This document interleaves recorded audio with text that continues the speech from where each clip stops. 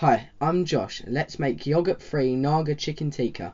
Before I begin, please take a second to subscribe and like the video. Thanks. In a bowl, add your chopped chicken breasts, mustard oil, Tandoori Masala Powder, garlic powder, chili powder, ginger powder, coriander powder, mint sauce, any will do, but I'm using Colemans here, fenugreek leaves, paprika, salt, cumin powder, red food colouring, optional but I like my tikka bright red, lemon juice, and finally a couple of good teaspoons of Mr Naga hot chilli pickle.